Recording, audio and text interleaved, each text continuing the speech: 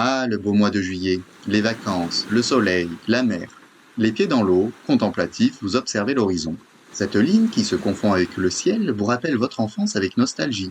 Bercé par le bruit des vagues, enivré par l'odeur des embruns, vous vous sentiriez presque l'âme d'un poète quand, tout à coup, hélas, une voix criarde vient rompre cette belle communion avec Dame Nature.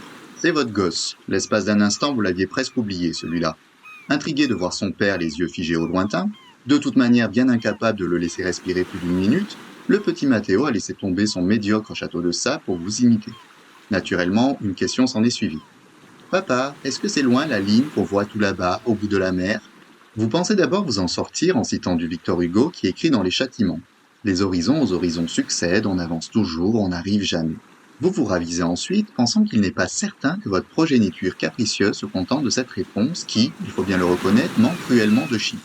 Il vous reste donc deux options, détourner l'attention du jeune et trop curieux Mathéo vers son moche château de sable, ou bien vous rappeler vos cours de collège.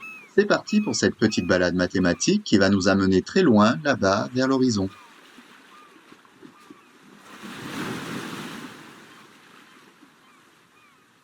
Mais commençons par le commencement. C'est quoi d'abord l'horizon? Voici la Terre.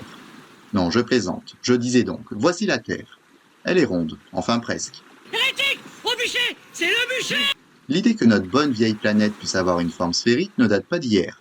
Dans la Grèce antique déjà, il semblerait que ce soit Pythagore lui-même qui ait évoqué pour la première fois la rotondité de notre planète. Néanmoins, son seul argument reposait alors sur le fait que la sphère étant la forme la plus parfaite qui soit, il ne pouvait par conséquent pas en être autrement. Un argumentaire qui, de nos jours, je vous l'accorde, peut sembler un peu fragile sur le plan scientifique. D'autres philosophes antiques, comme Philolaos de Crotone, un disciple de Pythagore, reprennent alors l'idée en apportant essentiellement des arguments observationnels. Par exemple, la courbure de la Terre expliquerait le fait qu'en fixant un navire s'éloigner à l'horizon, on voit d'abord la coque disparaître avant les voiles. Si la Terre était plate, le bateau verrait sa taille diminuer proportionnellement au fur et à mesure qu'il s'éloigne, mais chaque partie resterait bien visible. Pensez-y la prochaine fois que vous verrez un beau voilier s'éloigner à l'horizon. Plus tard, Aristote amènera des preuves reposant sur d'autres observations, comme la forme arrondie de l'ombre de la Terre sur la Lune lors des éclipses. Notons au passage une idée reçue, celle de croire qu'au Moyen-Âge, tout le monde s'accordait à défendre l'idée d'une Terre plate. Au bûcher! En cette période de l'histoire, Aristote est une autorité indiscutable.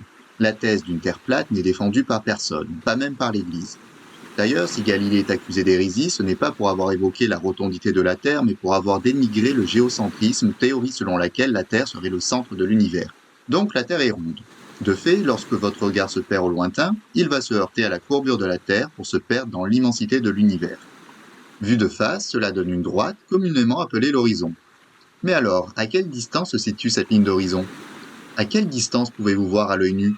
Le calcul de la distance séparant le regard de ce pauvre papa à la ligne d'horizon se fait en fait assez facilement à l'aide d'un outil connu de tous, le célèbre théorème de Pythagore.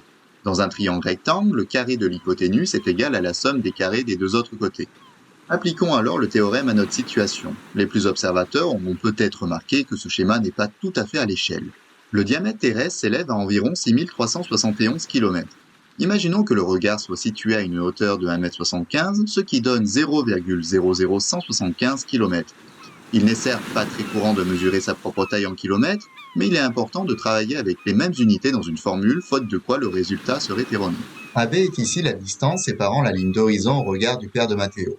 La longueur des deux autres côtés est connue, OB est le rayon terrestre, soit 6371 km, et OA correspond au rayon terrestre auquel on ajoute la hauteur du regard, ce qui donne 6371,00175 km.